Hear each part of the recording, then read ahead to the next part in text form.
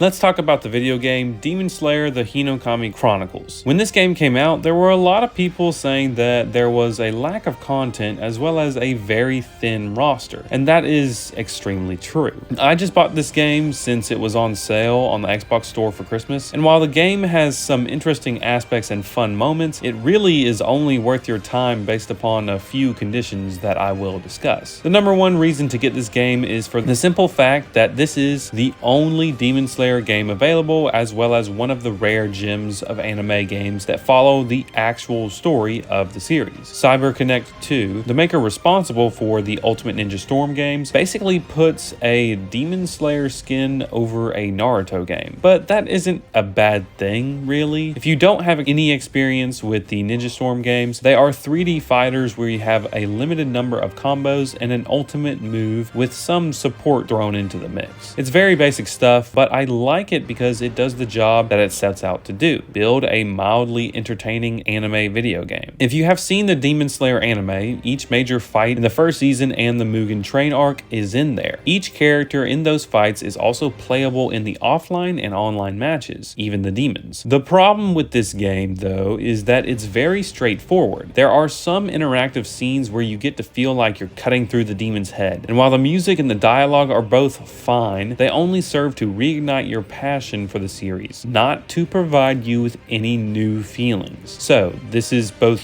good and bad, right? A Demon Slayer game that repeats the story and it delivers on what it promised. The combat system, however, is simple but annoying. You have these basic combos with the light attacks by swinging the sword, and that's great and all. However, you basically only have 3 breathing attacks with your special moves. Each character feels very much the same, but there are variations, especially with the demons. Shinobu Kocho can attack with poison and slowly tick away at your health just as a demon would, and that's pretty unique, I will say. Other than those tiny differences, everyone is just a character who you can spam with. I found this glitch in the game where you can literally just take Tanjiro's combo and make it last until you use every single special attack that you have. It's broken attacks like that that really make me mad during ranked matches, because Tengen Uzui, who is a DLC character, can use a special attack that cancels out everyone else's special. And then he literally has an infinite combo glitch where he can take down your entire health bar with just one constant combo. So the online matches are kind of a wash. You take turns massively damaging one another with these seemingly endless combos. It's fun for a few games, but I don't see myself logging 100 hours online. The side missions after you finish the main game are not that much better. It may be fun to see all of the different characters' movesets the first time, but after about 5 times using the same Demon Slayer, it gets pretty boring. The villains and the bosses aren't necessarily bad, but they just have moves that cancel out all of your attacks. You literally have to run around avoiding every single strike that they throw at you. You can't overpower them at all, and you certainly cannot run away from them with these tiny little maps. The Mugen Train really